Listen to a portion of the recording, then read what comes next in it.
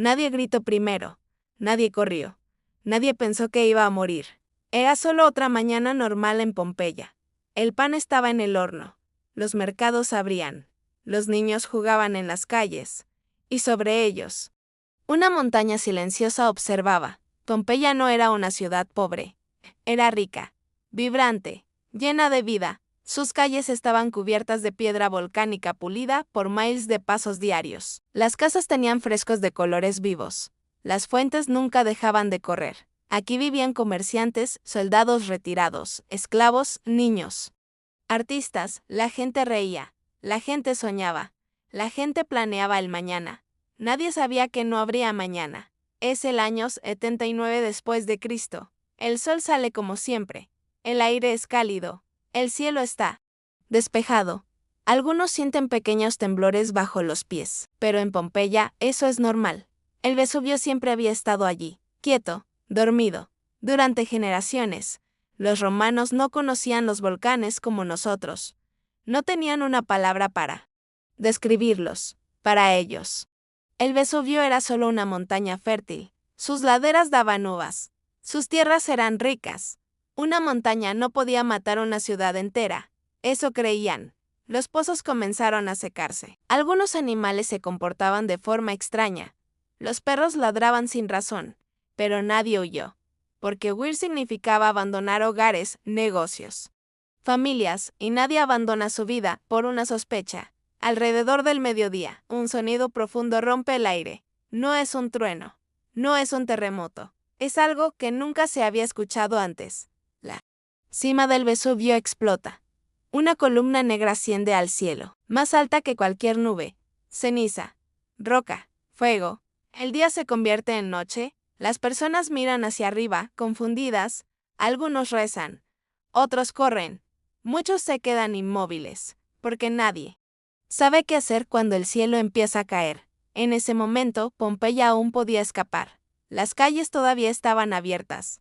Los caminos aún existían, pero la ciudad no lo sabía. Y el Vesubio apenas estaba comenzando. La columna negra no paraba de crecer. Era como si el cielo mismo estuviera siendo perforado por una fuerza invisible. 33 kilómetros de altura. Según calcularían después los científicos modernos, más alta que la estratosfera que conocemos hoy. Desde la distancia, Plinio el joven, que observaba desde Miceno con su tío Plinio el viejo, la describió con precisión aterradora. Se elevaba como un pino inmenso, un tronco recto y largo, y luego se ramificaba en una copa ancha, como si el viento la empujara hacia arriba y hacia los lados. En Pompeya, nadie tenía palabras para aquello. Algunos pensaron que Júpiter había decidido castigar la ciudad por algún pecado olvidado. Otros creyeron que era el fin del mundo anunciado por los oráculos, pero la mayoría simplemente miró hacia arriba, paralizada, con la boca abierta, mientras la sombra gigante se extendía sobre ellos. Y entonces empezó. Alrededor de la 1 de la tarde del 24 de agosto del año 79 después de Cristo, la piedra pómez comenzó a caer. Al principio eran piedrecitas blancas, ligeras, casi inofensivas, como una lluvia extraña de nieve volcánica. Caían con un sonido suave, casi hipnótico, tic tic tic sobre los tejados de teja roja. Los niños extendían las manos para atraparlas, pensando que era un juego. Las mujeres se cubrían la cabeza con el velo de sus túnicas. Los hombres gritaban órdenes: entren en casa, cierran las puertas. Pero la lluvia no era un juego. En cuestión de minutos, las piedrecitas se volvieron más grandes, más pesadas, más afiladas. La piedra pómez, porosa y ligera al principio, acumulaba peso al caer en masa.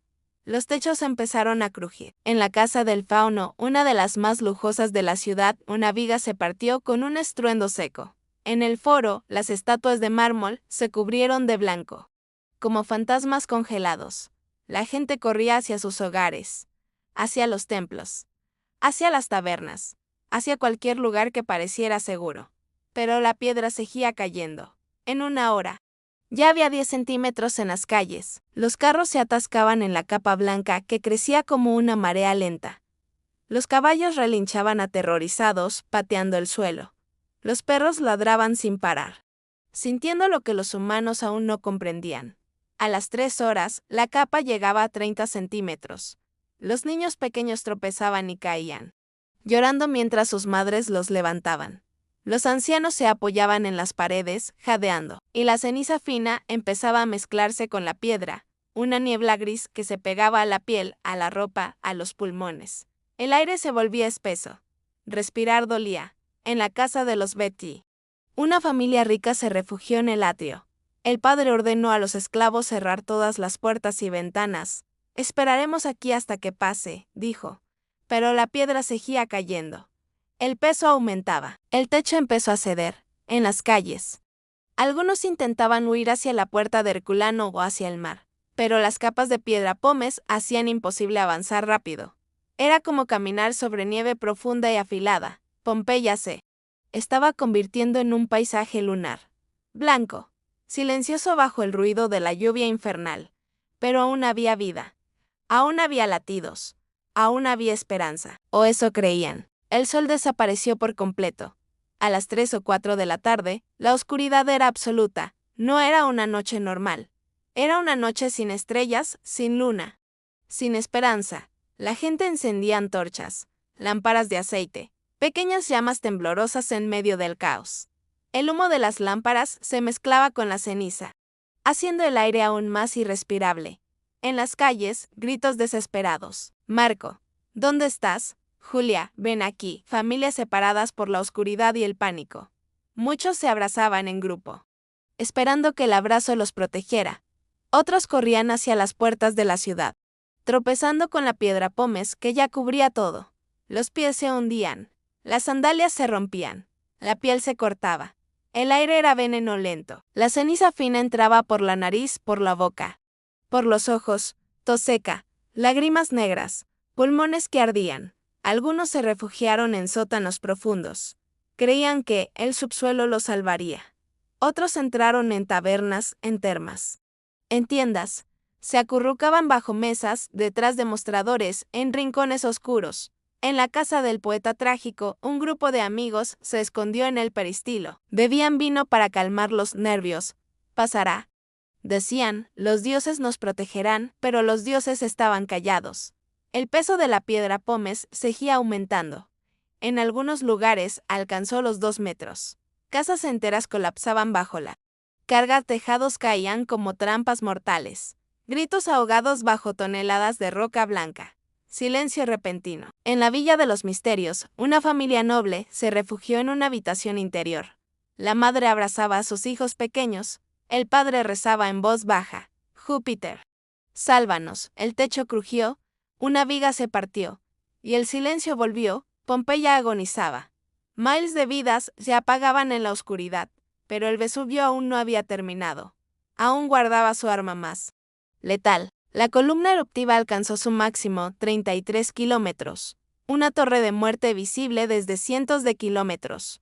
Vientos la empujaban directamente sobre Pompeya. La piedra pómez acumuló hasta 2.8 metros en algunos puntos. Calles convertidas en ríos de roca blanca, casas aplastadas como si fueran de papel. Muchos ya habían muerto, aplastados por techos, sufocados por ceniza, pero Miles aún vivían, escondidos, esperando. La noche era total. FRIO.HAMBRI.SID. El miedo se transformaba en pánico lento, corrosivo. Algunos salían a buscar agua, tropezando en la oscuridad. Otros se quedaban inmóviles, abrazados, rezando. El Vesubio rugía. Temblores constantes sacudían la ciudad. Paredes se agrietaban. El suelo temblaba como si la tierra misma estuviera viva y enfurecida. Y entonces, alrededor de las 7 de la tarde del día siguiente, 25 de agosto, la columna colapsó por primera vez. No fue una explosión, fue un derrumbe interno.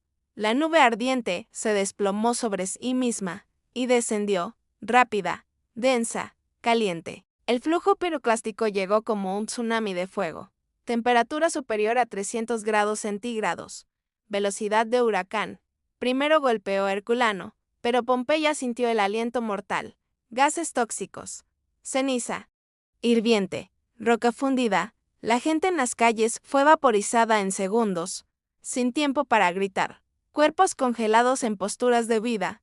Manos cubriendo la boca, otros abrazando a sus hijos.